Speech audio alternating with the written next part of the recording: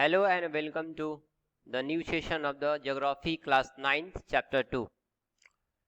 पिछले पार्ट में हमने यहाँ तक पढ़ा था, हमने ये देखा था कि हिमाद्री में बहुत सारे बड़े बड़े आपके पीक्स हैं, जैसे कि माउंट एवरेस्ट हिमाद्री में ही लाई करता है, कंचनजंगा हिमाद्री में ही लाई करता है, मकालू, धौलागिरी, नंगा पर्वत, अन्नपूर्णा, नंदा देवी, कामेत, नमचावरवा, गुरला मांडता, ये सारे के सारे पिक्स जो हैं हमारे हिमाद्री में लाई करते हैं। That is the outer Himalaya या ग्रेटर हिमालय।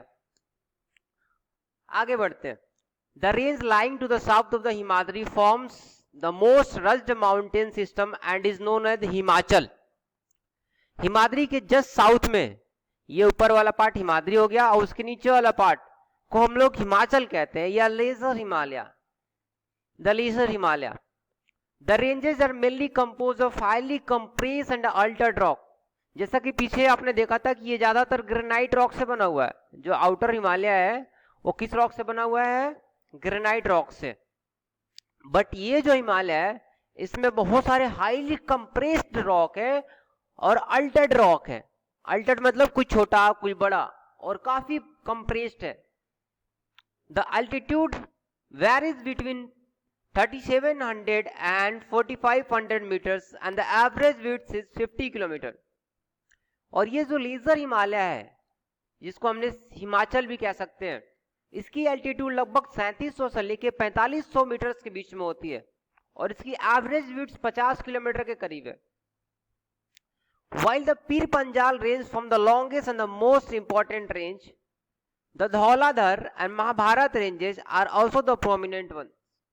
इस रेंज में आपके हिमाचल में जैसे पीर पंजाल रेंज लाई करता है, धौलाधर, महाभारत रेंज, इस रेंज के हिमाचल के लेसर हिमालय के इंपॉर्टेंट रेंजेज है। This ranges consist of the famous valley of the Kashmir. Kashmir India का एक इंटीग्रल पार्ट है जो इसी रेंज में लाई करता है। The Kangra and the Kullu Manali आपने सुना होगा in Himachal Pradesh. This region is well known for its hill station. और ये जो बीच वाला हिमालय है, हिमाद्री के बाद वाला हिमालय, ये ज्यादातर हिल स्टेशन के लिए फेमस है। जैसे कुल्लू मनाली हो गया, कांगड़ा हो गया, कांगड़ा वैली हो गई, कांगड़ा की घाटी हो गई, कश्मीर की वैली हो गई, तो बहुत सारे प्रोमिनेंट हिल स्टेशन इसी रीजन में लाई करते हैं। मसूरी, नैनीताल, रानीखेत, ये सारे के सारे लेसर हिमालय हिमाचल में लाई करते हैं। तो आपको ये चीजें याद रखना पड़ेगा। आपसे पूछा जा सकता है कि name some ranges of the Himachal या लेसर हिमालय, तो पीर पंजाल, धौलाधर, महाभारत, ये सब आपको अपने कॉपी में नोटबुक कर लो, चाहे बुक में अंडरलाइन कर लो। आगे देखते हैं। The outer most range of the Himalaya is called Shivalik. सबसे ऊपर वाला हिमाद्री, उसके नीचे वाला हिमाचल एंड सबसे नीचे वाला क्या है भाई? शिवालिक। दे extend over a width of 10 to 50 kilometer and have an altitude varies between 900 and 1100 metre. और इसका जो विड्थ है, इसकी इस पट्टी की जो चौड़ाई है, ये लगभग 50 से लेके 10 किलोमीटर के बीच में है और इसकी एल्टीट्यूड 900 से लेके 1100 मीटर के बीच में है।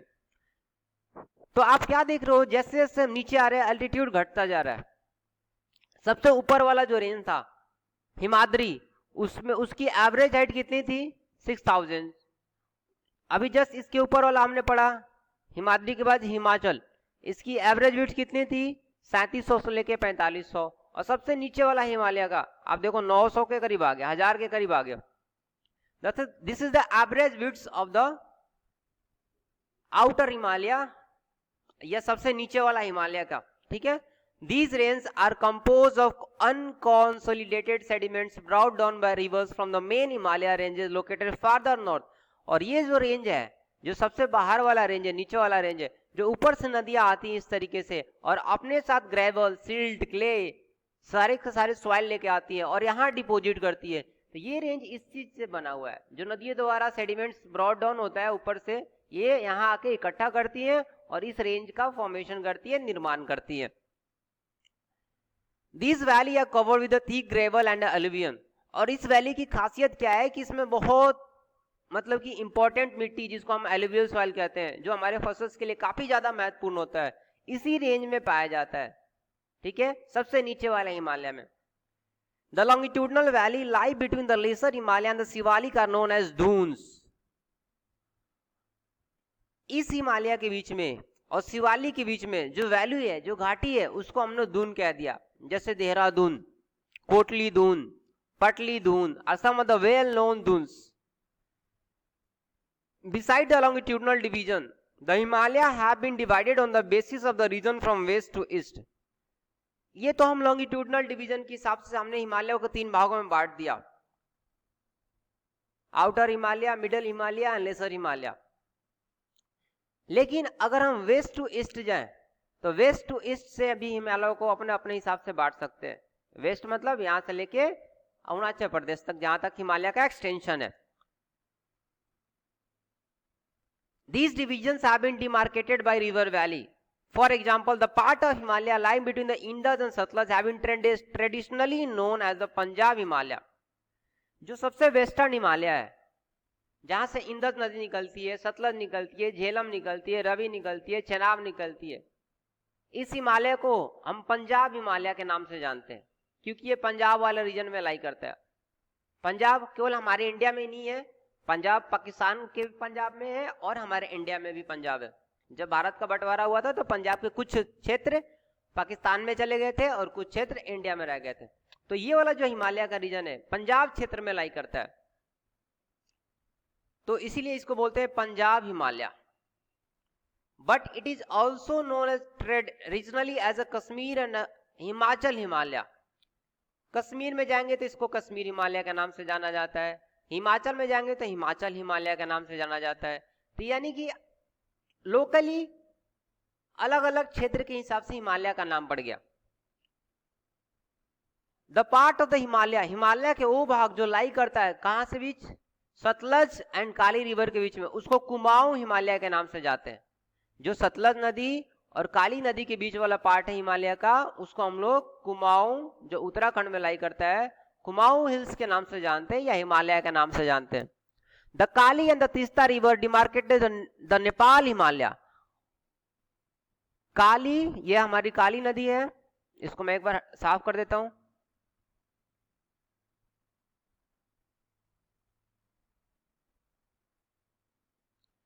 सबसे इधर वाला सतलज, उसके बाद काली, उसके बाद तीस्ता नदी। तो हमने देखा क्या, सतलज नदी और काली नदी के बीच वाला जो हिमालय है उसको कुमाऊं हिमालय कहते हैं, और जो काली और तीस्ता नदी के बीच का हिमालय है, जो काली और तीस्ता नदी के बीच का हिमालय है, उसको नेपाल हिमालय के नाम से जानते हैं, क्योंकि major portion of this Himalaya lying in Nepal. Teesta नदी जो बांग्लादेश से होकर गुजरती है,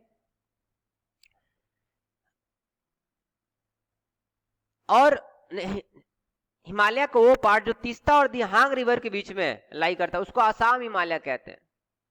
दिहांग अरुणाचल प्रदेश में जो नदी फ्लो होती है, कुछ सर्टेन पोर्शन उसका असम से भी गुजरता है, तो इसीलिए इसका नाम पड़ गया दिहांग असम हिमालय। तो आप देख रहे हो हिमालय जहां जहां से जिस क्षेत्र से होकर गुजर रहा है, लोकली हमने उस जगह के हिसाब से उसका नाम रख दिया है।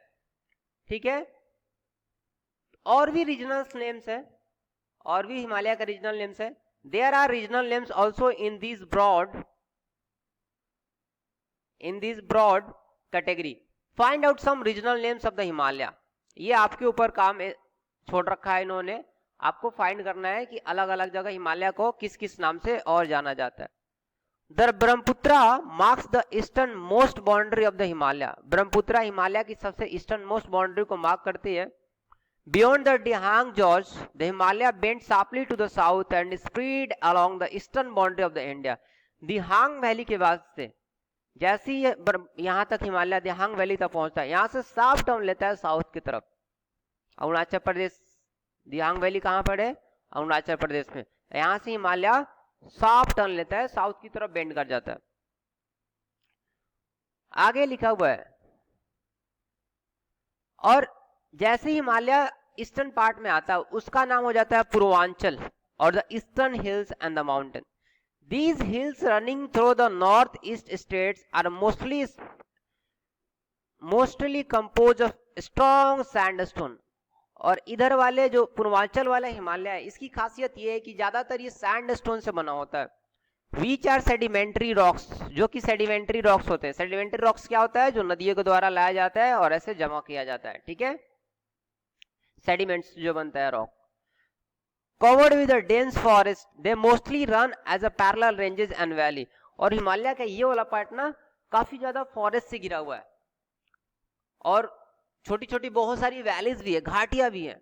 The Purvanchal comprises the Patkai hills, इसमें कुछ हिल्स हैं जैसे Patkai hills, Naga hills, Manipur hills, Mizo hills, ये सारे के सारे हिल्स हैं। मिजो हिल्स मिजोरम में पाया जाता है, मणिपुर में मणिपुर हिल्स, नागा हिल्स नागालैंड में, पटकाई भी नागालैंड में, गारो, खासी, जयंतिया, ये सारे के सारे मेघालय में लाई करते हैं। ये सारे हिमालय के ईस्टर्न एक्सटेंशन है, eastern most extension of Himalaya. The next is northern plain of India. The northern plain has been formed by the interplay of the three major river systems, namely the Indus, the Ganga, the Brahmaputra। यानी कि जो हमारा, अगर ये north से उतरेंगे तो हिमालय, हिमालय से नीचे जो आता है वो नॉर्दर्न प्लेन कहलाता है। इस प्लेन की खासियत ये है कि ये प्लेन मेनली 3 रिवरों के मिलने से बना हुआ है। 3 river system, 3 major river system. The पहला है Indus river system, the second is Ganga and the third one is Brahmaputra. ये 3 नदियां मिलकर पूरा का पूरा नॉर्दर्न प्लेन का निर्माण करती है अपने ट्रिब्यूटरीज के साथ, अपने ट्रिब्यूटरीज के साथ। This plain is form of alluvial soil, और ये पूरा का पूरा plain one of the most fertile soil, alluvial soil से बना है। The deposition of alluvium is a vast वेसिंग lying at the foothills of the Himalaya over millions of years. और ये सारे के सारे एलुवियल सॉइल ऐसा नहीं कि आजकल में ही जमा हुए हैं, ये लगभग सालों से जो नदियां ऊपर से आ रही है, सालों से जो नदियां ऊपर से आ रही है और अपने साथ सेडिमेंट्स लाके यहाँ पे जमा करती है और इस तरीके से प्लेन का निर्माण करती है। प्लेन का क्या करती है? निर्माण करती है। It spread over an area of 7 lakh square kilometre. Plain का जो क्षेत्रफल है लगभग 7 लाख स्क्वायर किलोमीटर है। ये इंडिया का सबसे बड़ा फिजिकल फीचर्स है।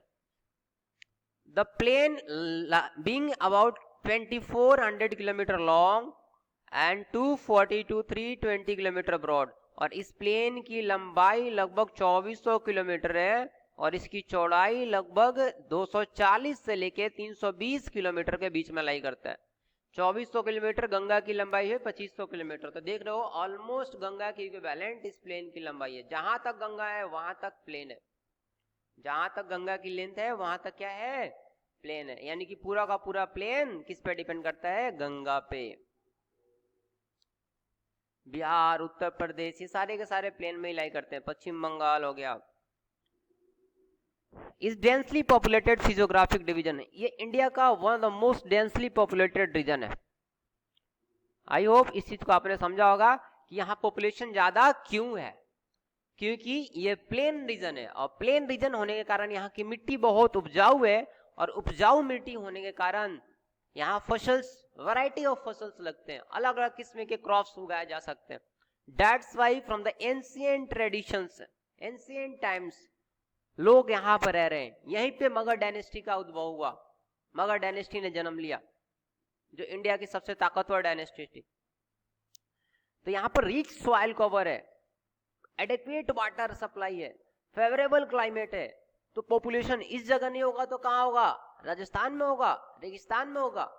That's why UP, Bihar, West Bengal is one of the most densely populated of our country. It is the agriculturally productive part of India. Agriculturally productive part of India. India में सबसे ज्यादा उपज इसी क्षेत्र से होता है, नॉर्दर्न प्लेन से होता है। आई होप ये चीजें आपको समझ में आई होगी। This is the figure, the northern plain का ये फिगर है। The river coming from the north mountain are involve in depositional work. जैसा कि मैंने बताया कि जो रिवर नॉर्थ से ऊपर से आती है नीचे की तरफ, वो धीरे धीरे डिपोजिट करती है। इन द लोअर कोस्ट due to the gentle slope the velocity of the river decrease. और नीचे आते आते इन नदियों का वेलोसिटी डिक्रीज करता है और रिवराइन